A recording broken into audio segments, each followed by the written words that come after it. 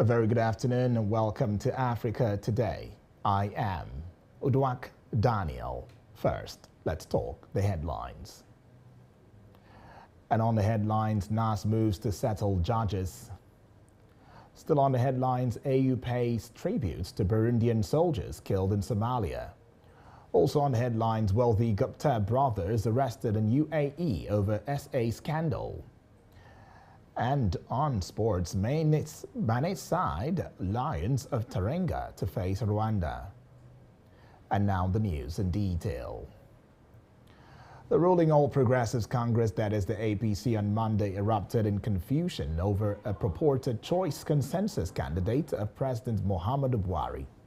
Barely 24 hours to the convention, National Chairman Abdullahi Adamu sparked a row when he announced Senate President Ahmad Lawan as Nigeria's President Muhammadu Buhari's anointed. He told the National Working Committee, that is the NWC, of Lawan's choice during a meeting, but the members rejected the proposal. Well, distinguished members of the press, as you have just said, because all of us are coming from the NWC meeting, but we are fully briefed by our national chairman, distinguished Senator His Excellency Abdullahi Adamu, and he did brief us that Senator Abdullahi, the Senate President Ahmed Lawan, is a consensus candidate for the APC National Convention. Meanwhile, disowning Adamu, they aligned with APC Northern Governor's position that power should return to the South. And that is just for the information he gave us, but it's not an issue that has been discussed on the floor of the NWC. And we have just, like you are all aware, just recently, about 2 days ago, the Northern Governors meeting had a meeting that the leadership of this country all Progressive Congress should go to the north, and equally the Southern governors also affirmed that. So we, as members of NWC, we are also with the governors on what they have said, and that's some minutes ago. The governors in the north have gone to the presidency and have just briefed the press that they are still on what they said with regard to the power shift to the south. President Buhari had earlier met with the governors who restated their power shifts resolution. He told the governors that his push for a consensus candidate did not mean he had an anointed contender. And now let's have you know, in an attempt to resolve amicably the issue of judicial officers' salaries in the country, the National Assembly, that is the NASS, on Monday sought permission of the National Industrial Court in Abuja to explore an out-of-court settlement of the case. According to NAS counsel Charles Yoila, out-of-court settlement was considered appropriate because the nature of the matter. Yoila therefore pleaded with the court to grant an adjournment so as to enable parties in the matter sit on a round table for discussion on an amicable resolution. He disclosed that the lawmakers would have opted for an early resolution of the matter before the strike embarked upon by workers of the legislatures, adding that the main gate of the assembly was under lock and key. And now let's head on to Benue State and have you know that Benue was again thrown into mourning as 2 persons have been killed by suspected herdsmen near Ikyungwa, Tumbo Ward, near Ayilamo, Logo local government area in the state. News gathered revealed that the incident happened about 4 p.m. on Monday, and an eyewitness, Zuzu correspondence, that persons, a woman and man, were returning from farm on motorcycle when the herdsman attacked and shot them. The corpses have been deposited at the Ayilamo mortuary, and as at the time of filing this report, Benue State Police Command had not confirmed the case. Meanwhile, Abia State Governor Okezie Ikpeazu has directed herders and those living inside bushes and forests, according to Umuanoyachi local government area of the state, to quit with immediate effect. After the meeting the governors had with stakeholders of the local government over the incessant kidnapping and killing of residents by suspected gunmen. Ikpeazu also directed the Commissioner of Police, that is the CP in the state, Janet Agbede, to join hands with youths in the local government to provide immediate security on the Ihube-Isochi road stretch from Gogoro through Lamora Junction all the way to Ihube.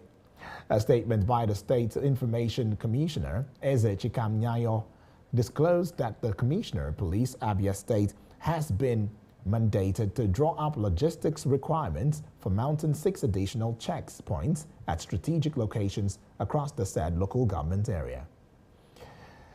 In another story, following the resolution of the All Progressives Congress, that is the APC, presidential ticket to the South, the northern APC governors have forwarded the names of 5 southern aspirants to the President, Muhammadu Buhari, for consideration as a consensus candidate. Those shortlisted include Vice President Yemi Osibajo, former Lagos State Governor Bola Tinubu, Ekiti State Governor Kayode Fayemi, former Transportation Minister Rotimi Amechi, and Governor Dave Umahi of Ebonyi State. The chairman of the Northern Governors Forum and Governor of Plateau State, Simon Lalong, who confirmed the shortlist, said those whose names were submitted had been graded by the party screening committee based on specified metrics. Lalong, however, noted that the Northern Governors being only one section of the party, the shortlist will not bar other aspirants from contesting the primaries. When we return, news from other parts of West Africa. Don't go away.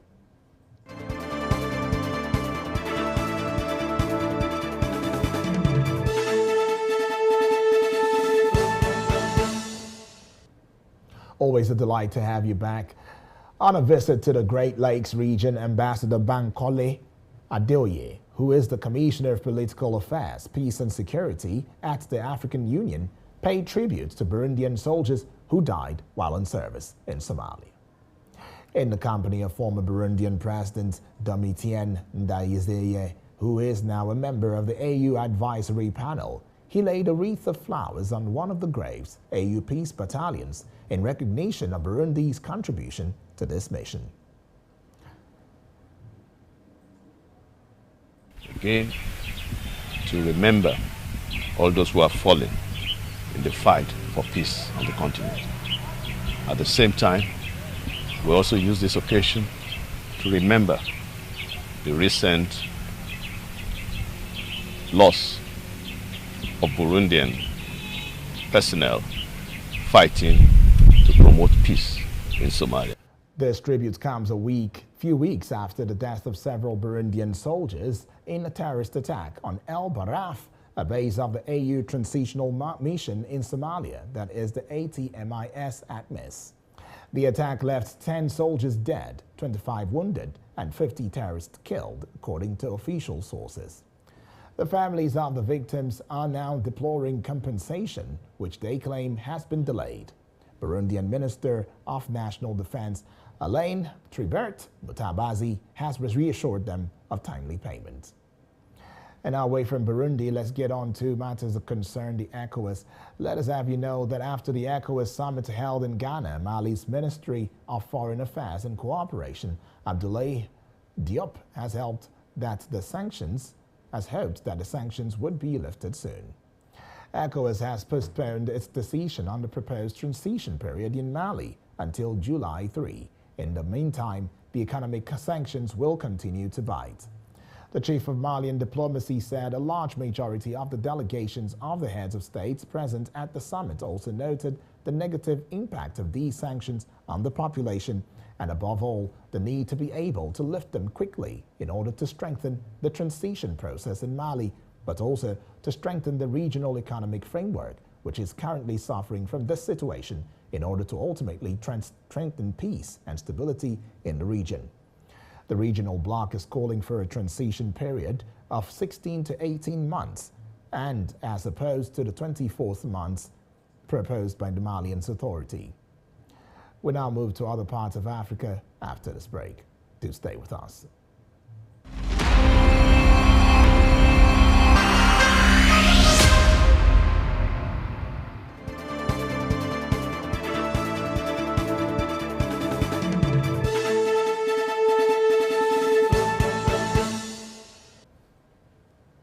Welcome back and thank you for staying with us.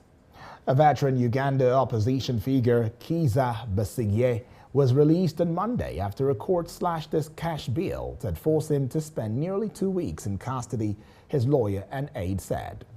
He had been charged on May 25 with inciting violence after being detained a day earlier in the capital, Kampala, as he rallied supporters to protest against soaring commodity prices. Besigye refused to pay and instead chose to go to jail. After he was charged, he was granted bail, but on the condition that he paid 30 million shillings, that is equivalent to $8,000 of it in cash.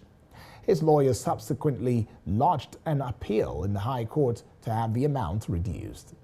On Monday, a judge slashed the bail money to just 3 million shillings, which Besigye paid and regained freedom. And now to South Africa, bringing you stories that concern the fact that South African and Emirati authorities have announced that 2 brothers from the wealthy Gupta family have been arrested in the United Arab Emirates, that is the UAE. Atul and Rajesh Gupta are accused in South Africa of profiting from their close links with former President Jacob Zuma and exerting unfair influence. Although extradition talks are taking place between the 2 countries, report says the brothers fled South Africa after a judicial commission began probing their involvement in corruption in 2018. A statement from Dubai police said the 2 men were being held in connection with money laundering and criminal charges in South Africa. Courtrooms were closed around the country on Monday as Tunisia's political crisis deepened on Monday, with the President Kais Saied ordering judges' salaries cut to take account of strike days after they began a week-long work stoppage in protest at his move to dismiss dozens of them. Saied, who has gradually sought to tighten his first of power, last week dismissed 57 judges, accusing them of corruption and protecting terrorists. The head of the Tunisian Judges Association, Anas Amaidi, said 99% of judges observed the first day on the strike, and that the action would continue until Saied reinstated those sacked. Up next on Africa Today is business news. Don't go away.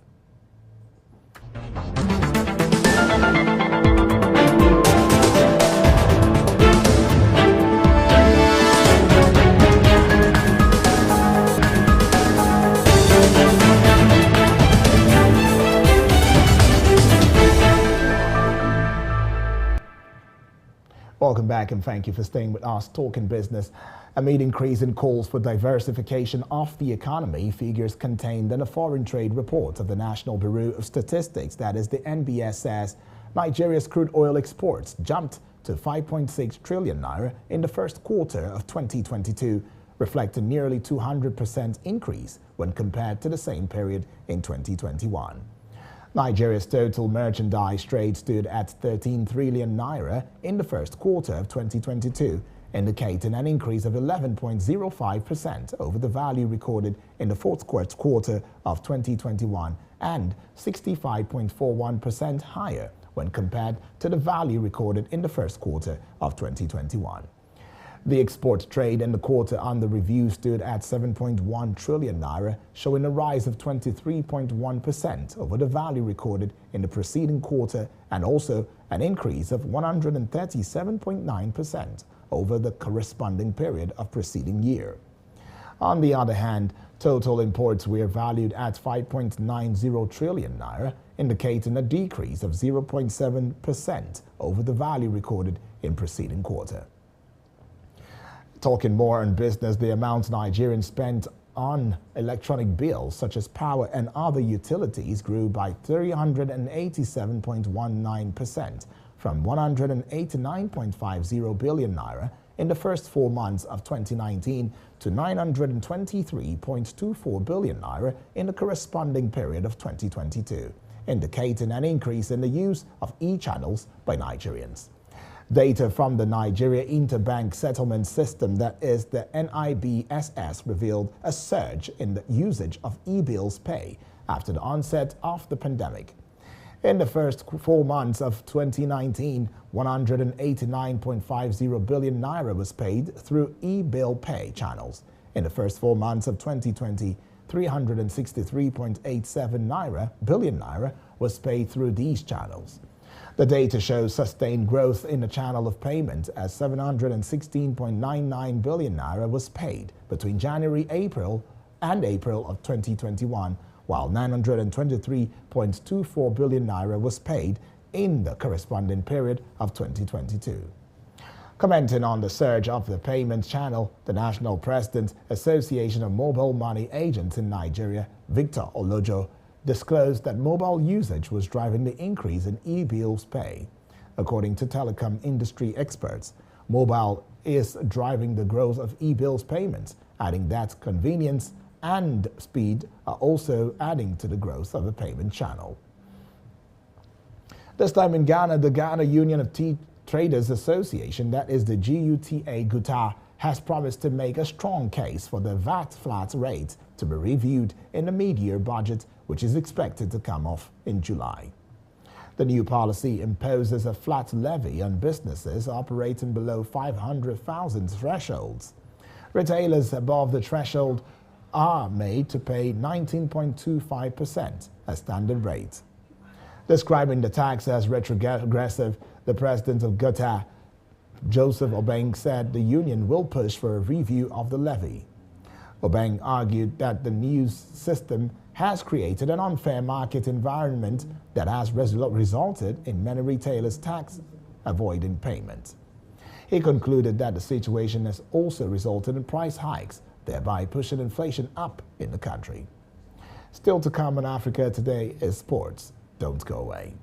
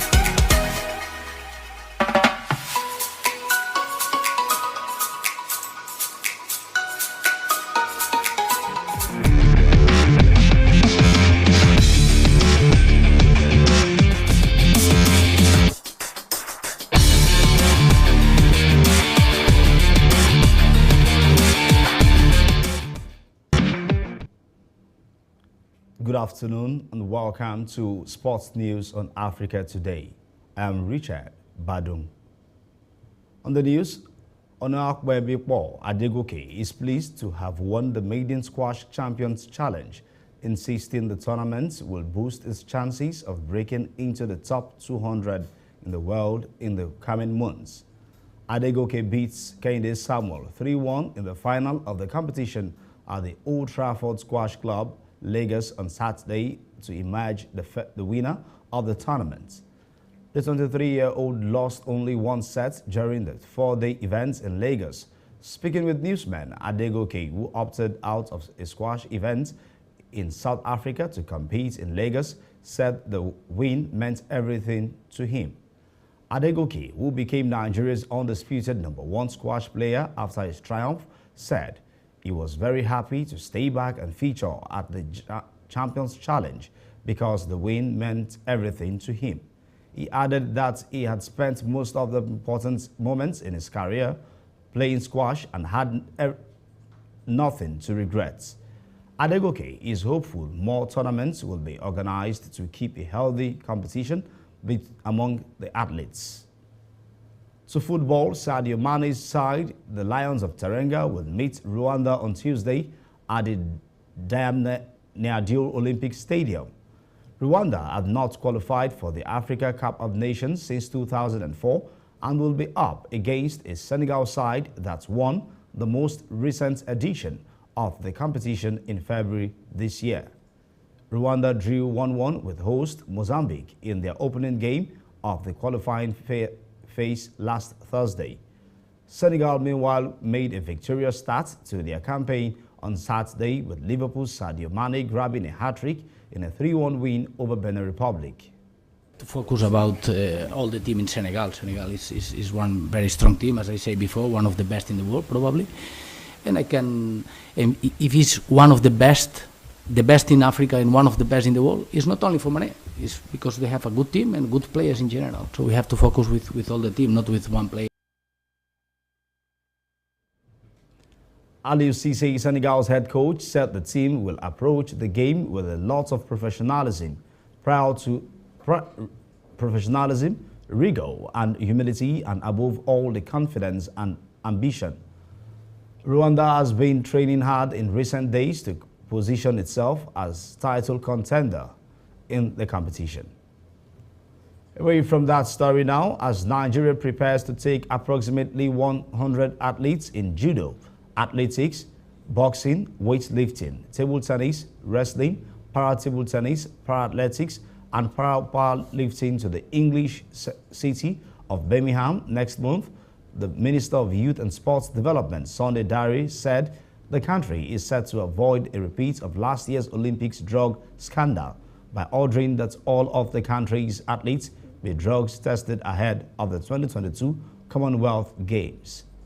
Dare, who announced the directive at a meeting in Abuja, warned that Nigeria will not hesitate to drop any athletes who attempt to dope after sprinter Blessing Okagbare was banned from the competition for 10 years by the Athletics Integrity Unit, that is AIU, for 3 anti-doping offenses, with fewer than 2 months remaining until the competition in Birmingham is due to open on July 28. Dare revealed that the ministry is working closely with the Nigerian Olympic Committee to ensure that delegations' accommodation, testing, ticketing, and kits are taken care of in good time. Nigeria has participated at 14 Commonwealth Games since making its debut at Auckland 1950. Still talking sport, Tanzania is currently pushing to upgrade its sports facilities as a strategy to enable it qualify to host big tournaments, including the Africa Cup of Nations in 2027. Unfortunately, Tanzania's opposition parties have criticized the government's plan to use taxpayers' money to renovate stadiums, including some owned by the ruling CCM party. While representing his ministry's budget estimates, the Minister for Culture and Sport asked the parliament to approve a sum of 10 billion shillings, worth $4.2 million to repair 7 playgrounds, 5 of which belong to CCM. And that's your sport news on Africa Today. I'm Richard Badung. Back to Uduak Daniel for the rest of the news.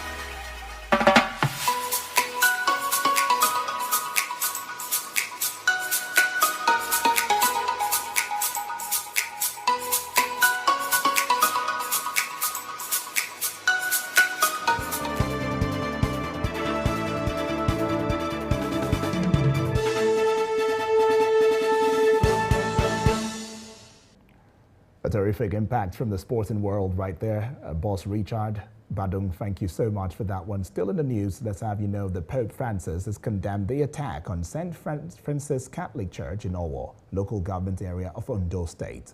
The 85-year-old cleric expressed his condolences to the victims' families. He said, "I was deeply saddened to learn of the horrific attack at St. Francis Church in Owo in Nigeria. Pray together for all those affected by this act of unspeakable violence and for the conversion of those blinded by hatred and violence." And that's Africa Today. But before we go, here are the headlines again. We told you, NAS moves to settle judges. We also told you AU pays tribute to Burundian soldiers killed in Somalia. We brought to the fore the fact that wealthy Gupta brothers arrested in UAE over South Africa scandal. And we brought you on sports, Mane's side, Lions of Teranga, to face Rwanda. Remember to visit us on Facebook at Hills TV, Instagram at Hills TV. Our YouTube channel is at Hills TV. I am Uduak Daniel. Thank you for watching.